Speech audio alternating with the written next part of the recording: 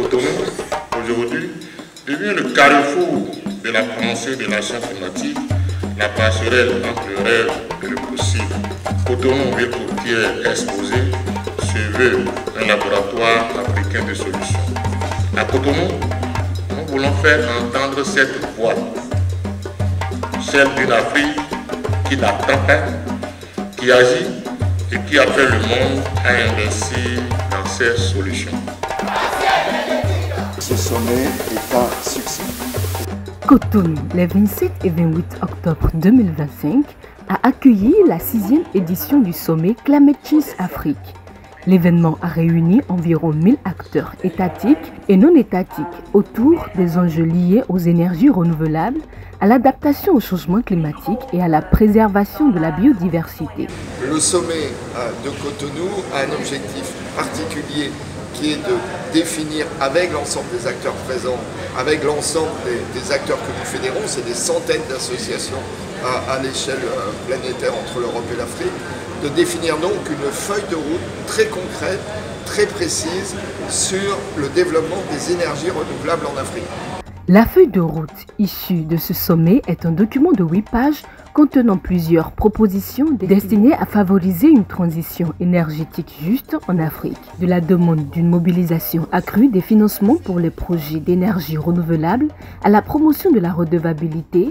La déclaration de Cotonou appelle les décideurs à reconnaître les énergies renouvelables comme un vecteur essentiel de l'adaptation au changement climatique en Afrique. L'avenir de l'Afrique passe par les énergies renouvelables.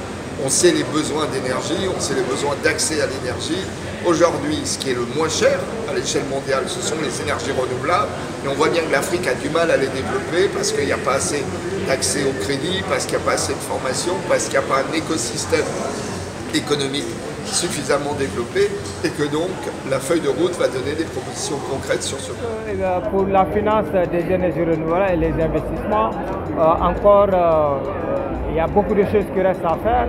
C'est que, à mon avis, il y a encore une petite distance entre les investisseurs et les demandeurs de fonds. Surtout, il faut impliquer les communautés à la base afin que les projets mis en place aient un réel impact sur toute la communauté.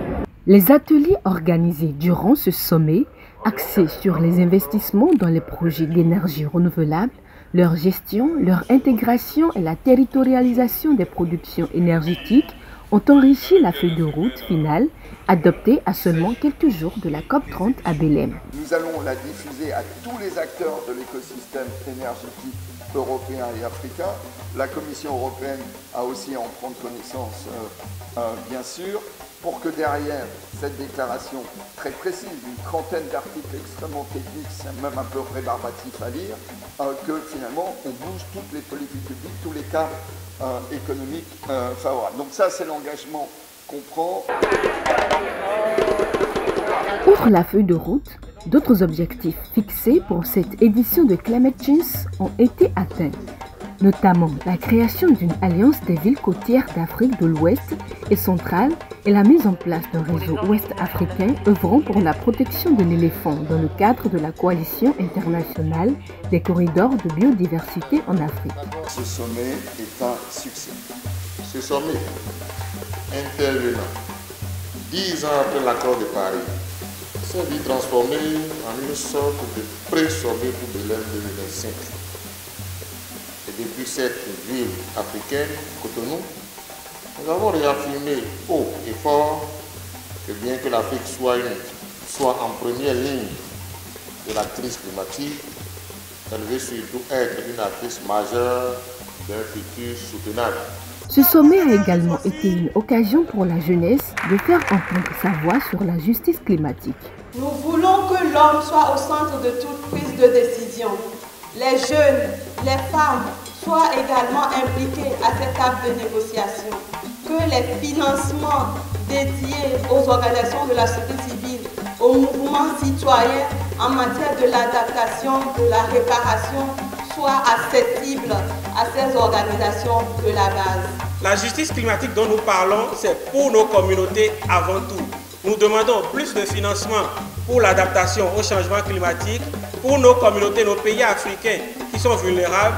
Nous demandons du financement également pour les questions de pertes et dommages. Je pense à mes communautés de Atiem et Soava qui chaque année vivent de plein fouet les effets des inondations. Nous voulons du financement pour réparation de ces pertes et préjudices. Nous demandons également une transition juste.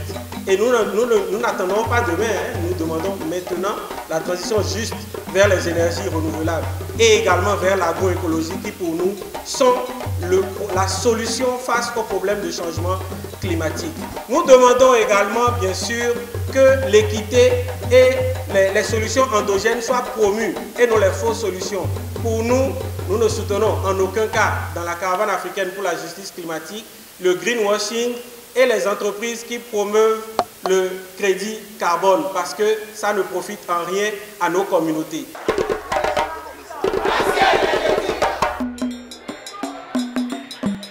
Sommet réussi, déclaration adoptée. Les regards sont désormais tournés vers l'implémentation des résolutions issues de cette 6e édition de Climate Change Afrique, Bénin 2025.